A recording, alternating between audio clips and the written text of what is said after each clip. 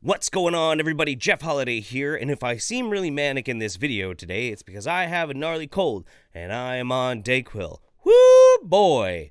Anyway, today we're going to be talking about vaccines again. Hooray! Our favorite topic. I mean, I obviously have to enjoy this topic to have to talk about it so much, right? There's no other real reason. Well, I just knew it. That Jeff Holiday is just a shill for the big pharma.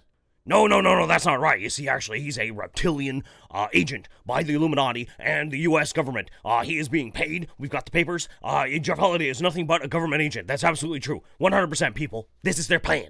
No, see, the whole thing is the hat is supposed to be ironic. Forget it. Anyway, today, what we're looking at is a guy by the name of Dr. Stephen Baker. It started by me finding his YouTube page. Now, I'm sure some of you are saying, well, Jeff, he's only got 4,191 subscribers. Is this really worth your time? Well, I would usually say, nah, probably not. But if we go over to his Facebook page over here, well, let's scroll down a little bit. What's this? 37,000 people following him on Facebook. Okay, now you definitely have my attention. And he's got such amazing videos as unvaccinated kids are healthier than vaccinated, connection between vaccines and autism. Oh, wonderful. And the one that really caught my eye, but we're not going to be dealing with today, this one was fantastic. Stop worrying about measles. In the middle of a measles outbreak in the Pacific Northwest, where we have record numbers of kids getting sick, let's just stop worrying about measles. But I know what you're thinking. Who is this guy? And why should we really care? And is he really a doctor? Well, no, he's not. He's a chiropractor. He's got his doctorate of chiropractic from Life Chiropractic College West, BSPE Bachelor's in Exercise Science. I love my life. I love my wife. We have a great little family and counting our blessings every day. Blah, blah, blah. The vision. When I was 27, I was prophesized to. They told me that I was going to be a very powerful evangelist. At that point in time, I didn't even know what an evangelist was. I looked up a picture of Billy Graham and figured if I wore a baby blue blazer and told huge groups of people about God, I was good to go.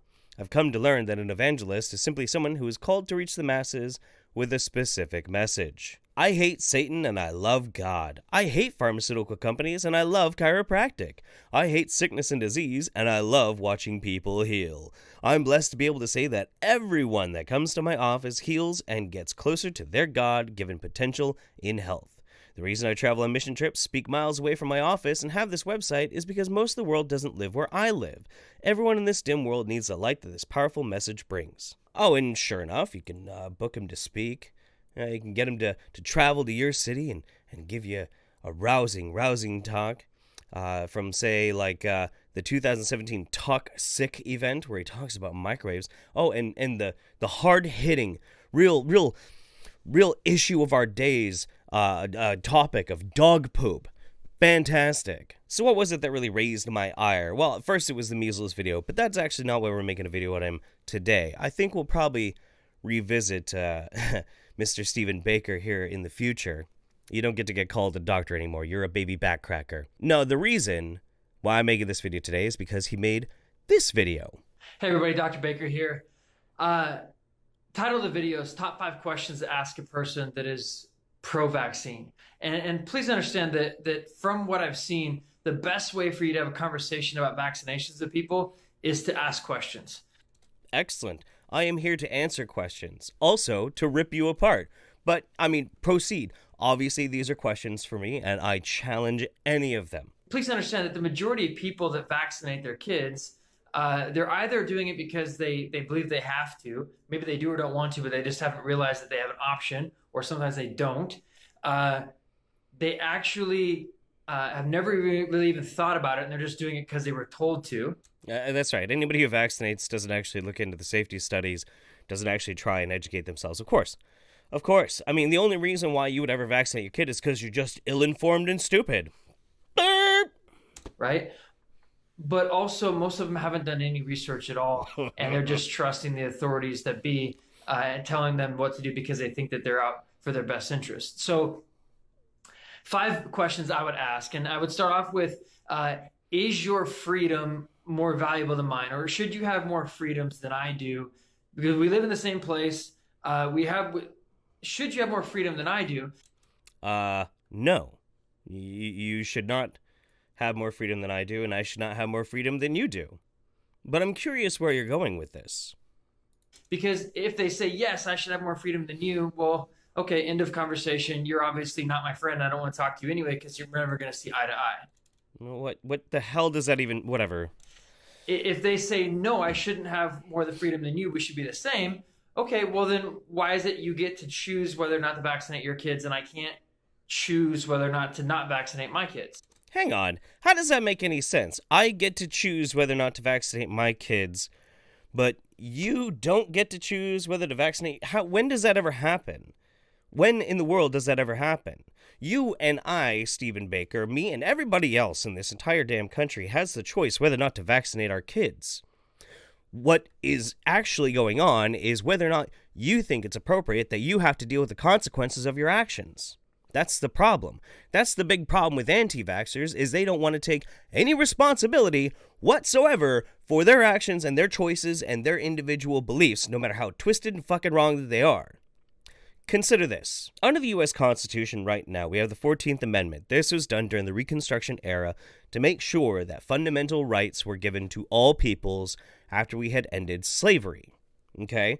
Now, under the 14th Amendment, it says that they require all access to public education. If you make a public education school system, all children need to have the same access. However, in 1905, vaccine requirements started with the Supreme Court, and they upheld the authority of the states to require vaccinations for kids to go to public school. But that was all kids, regardless of their race or their creed or their religious backgrounds. However, even back in 1905, they allowed for medical exemptions. If you have a compromised immune system and you cannot get vaccinated, that's okay. You can still go to public school because, for the most part, herd immunity is going to protect you. Now, since then, some states have allowed medical, religious, and even philosophical exemptions. Now, this gets abused all the time. You can go and look up on the internet right now, on anti-vax websites, they will coach you how to lie about a medical diagnosis or a religious diagnosis so you don't have to get your kids vaccinated. Now, this is really at the core fundamental problem with this. As Stephen Baker just said, let's say it one more time, just in a way that actually makes sense. Is your freedom more valuable than mine, or should you have more freedoms than I do? Your central and first question is whether or not I should have the same rights as you, you should have the same rights as me. Well, congratulations, we all have the same rights. If you don't want your kid to get vaccinated, you're going to have to homeschool them. I'm sorry. Or send them to a private school. I'm sorry. Sometimes your choices in life, they cost money. Sometimes they have repercussions. Sorry to say. No, you can't be an anti-vaxxer, have no vaccinations, and be a fucking nurse. That's a bad idea. And really, this comes down to the basic, real problem with this argument.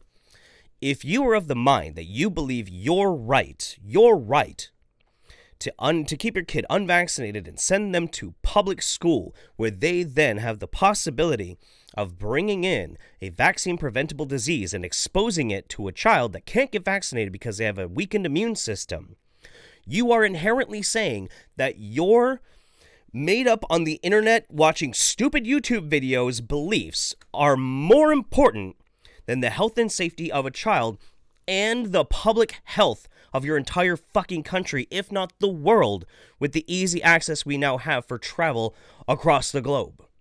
That's what you're saying. So the thing is, you don't actually want equal rights, you want more rights. You want your rights to be more important than human life in the consideration of the body public. You're an asshole. Number 2, I love this one. Here we go. Do vaccines work? Yeah. Now, if they say yes, vaccines work, here's your response. Okay. Okay, well, what the hell are you worried about then? Your kid's protected. Why are you worried about my child and whether they have vaccines? Because oddly enough, douchebag, I'm not just worried about the health of my kid. I'm kind of worried about my community. I'm kind of worried about my, species. You dumbass, what are you talking about? Are you so dispassionate that you only care about your kid and anybody else who gets sick and might die? Fuck them. Really? Is that the kind of person you are? No, keep going. I want to hear this. Doesn't herd immunity protect everybody? Um, if they say no vaccines don't work, well, Yeah, herd immunity would protect everybody if everybody else was vaccinated. If the numbers get bad enough, herd immunity doesn't exist. It requires participation. then why are you trying to convince me to put toxins and poison in my kid if it doesn't even work anyways? So do vaccines even work? Number 3. Oh, God. Okay, let's break this down real quick. Oftentimes, anti-vaxxers will say shit like, vaccines don't work, and they'll use examples like, well, polio wasn't actually eradicated by the vaccine, it was eradicated by public sanitation. Okay, well, let's say for some reason that's true. Let's just toss polio out. Okay, fine. Well, what about measles? Diphtheria? Pertussis? Hepatitis B? Chickenpox? All of these are examples of the moment that we started vaccinating for them and their instance numbers going down, as reported by the U.S. Census Bureau. Is this just magic fairyland stuff? Is his answer going to be, well, obviously that's just got to be a government conspiracy? Is that the answer? Is it the only answer you have? Flying in the face of actual, real, legitimate evidence? Is that it? Because if it is, man, I just don't even know what to tell you. You have to be a conspiracy theorist to not understand this stuff. Or just not understand enough and just be listening to the wrong people, like this asshole. Number 3, what are the most important vaccines? Because when I ask a patient, hey, what do you think are the most important ones? They're almost always going to go, oh, polio. Why polio? Why would they say polio? Or hepatitis B, or measles, or sure, okay, hepatitis B or measles. Things like that. So let them tell you what they think are really important. And then there's 2 subsets to this question, if you will. Okay, let me answer your question then. What are the most important vaccines? All of them. All of them. If we all collectively decided to just skip the least important one, guess which disease is going to come back? Bring it. First one, okay, do you understand the transmission of that disease? So if they're like, oh, it's polio, and you go, okay, well, how do people get polio? And they're like, oh, well, you just step into a room with someone with polio and you get it. Who the hell are you talking to? What is this weird make-believe person that you're talking to? Do you believe that everybody is as dumb as you are? Oh my God. Listen to this. This is great. Or they spit on you, or they cough in the air and you have polio. And you're like, no, you have to get poop in your mouth. It's actually called a fecal oral disease. You should look it up, and you don't know what you're talking about. Look it up. Get educated. Okay, fine. So let's knock polio out. What about measles? You gonna address measles? I feel like he's not. So ask the person, do you understand the transmission of the disease that you're so worried about? So if you can knock polio out, then got him. Argument shut down. What the fuck? How do people get it? Second question is, what's the medical treatment with that condition? Let's say your child did get condition blank, right? Measles or whatever. Do you know what happens to your child if they were to contract that virus or that disease? They get sick. If you're that worried about it and you want to vaccinate your kids, you should know exactly what happens, what the medical treatments are that are available, what's the worst case scenario, so ask them to explain that for you. Let's consider that for just a quick second. So his answer to whether or not you should decide to vaccinate your kid is, was it really going to be that bad if they catch it? Well, okay, fine. Let's say for some reason, this is the person's argument. Why don't you then bring up pertussis and really start to ask these people if they want their baby to have to go through this? Almost there. There we go. Oh my. It's okay. It's okay. Yeah. Rather than actually just simply get a pinprick that is very, very safe, and then they never have to worry about it. Is your make-believe bullshit ideas derived from conspiracy-minded people and a bunch of charlatans who tried to make a profit by lying to everyone so important that you're willing to put your baby through this?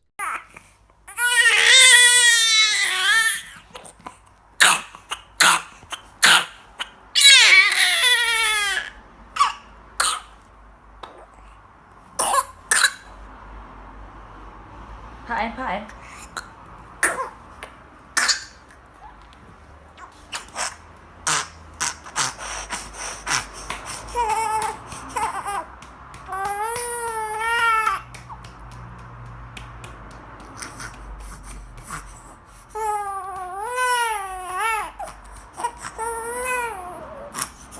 Question number 4 is, how do you explain the trends? Oh, this is good. Because please understand, you start spouting off, oh, well, there's all these vaccines now and all these kids have autism. No, don't do that. Just ask. Well, how would you explain the numbers? Okay, I'm really glad you asked. Let's start with autism. Now, despite the fact of numerous studies over and over again stating that vaccines don't cause autism, because they don't, I would then have to ask you the question, why is it that there are kids who never had a vaccine and they got autism? That's kind of strange. That doesn't seem to make a whole lot of sense. But then you can say, well, why are there so many more autistic people now than there were before? That's kind of a complicated question.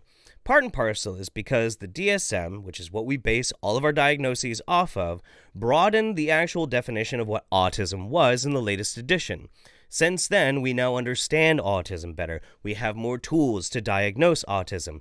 There are a lot more in it, but there aren't more people with autism. We just now that we now know that we can classify them as such, whereas before they were left out. And furthermore, compelling evidence, and all these links, all these citations are going to be in the description down below, by the way, but compelling studies right now are suggesting that autism develops in utero. But even more so, if this was actually where autism was coming from, then you would see a match that the less people vaccinate in specific states, the lower rate of autism. Unfortunately, the numbers don't add up. They don't even come close. How do you personally explain the fact that there's so many more vaccinations now compared to 30 years ago, and the rates of autism and other childhood infections, diseases, and overall health-related problems, including autoimmune disease, asthma, allergies, and those are just the A's. How do you explain that as the vaccine schedule's gone up, so have the sickness and disease? They haven't. Although, there's a little bit of a caveat to that. If we look at the overall metadata for the instances of sickness and disease in the United States, rates are going up very, very quickly. But the problem is they're going up in a very specific subset of our country. People who are obese and people who are old. It's one of the problems that we live a very cushy lifestyle and we love to eat. So we eat, we don't necessarily move a lot, we get a little big, obesity problems, health results, blah, blah, blah. Also, we live longer now than we ever have in history, and one of the worst things that can happen that causes disease and cancer and heart problems is getting old. I'm sorry, but that's just how it is. Now, as far as food allergies go, that's a complicated one. So far, the leading scientists that I've been able to find in my own specific research looking at legitimate sources, their answer to are allergens, or are allergic reactions in human beings going up in the United States? Their answer is they don't know. Maybe, maybe not. But to just overall blame vaccines, which is why that's happening, is such an insanely specific thing. It sounds like you're trying to craft it specifically to cast doubt on this one thing that your whole bullshit belief relies upon. But hey, that could just be me. Number 5. Can you show me your research?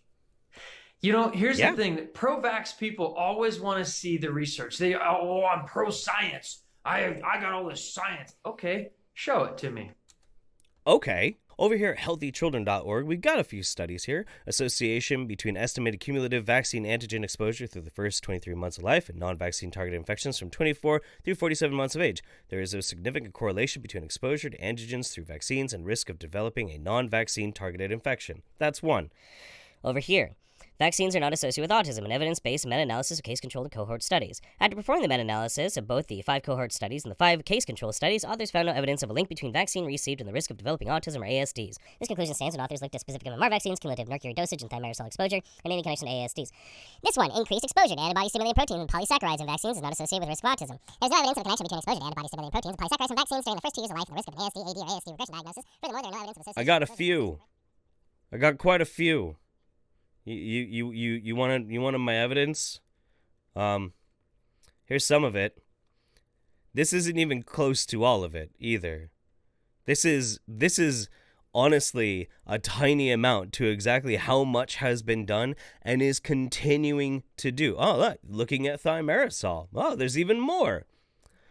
Every year, more and more of these studies come out, and all of them say the same damn thing. Now, do you know why we keep doing these studies? First and foremost is because we need to make sure that vaccines are safe. Why? Because we're injecting our goddamn kids with them. So we check, and hey, they're safe. Wild. Weird. That's just so wacky. It's almost like we maybe have looked at this before, and we already knew, but we're going to keep checking anyway. Vaccine safety. Examine the evidence. Now, this is just so frustrating. This is only just a little bit, and I've got more in the links in the description down below and all that. But of course, he's going to have some answers to it. I don't know if he's going to talk about them today, but anti-vaxxers usually have an answer for everything. I don't need to show you mine. Why don't you show me yours? You don't need to show me your research? I've probably already made videos on all of your damn research anyway, so I mean, I guess it's really not that big of a deal. But by all means, go look at mine. Let's see what you have to say. And so, can I see your research? And really what I'm asking for is, can you provide research for me that shows a long-term study following vaccinated kids who have followed the CDC schedule and a reduced sickness and disease? Can you show me that? Yeah. Absolutely. Earlier, I showed you charts of how if you get a vaccine, the chance of you actually getting that disease goes down. Yeah, already did that. And the studies that I just was scrolling through before, plenty of them show that as tested later in life, those kids, totally fine. They're not having more allergies, asthma, ear infections, autoimmune diseases. Can you show that to me? Already dealt with that. Can you show me research that it's safe to give a child that many vaccines at once? Is that out there?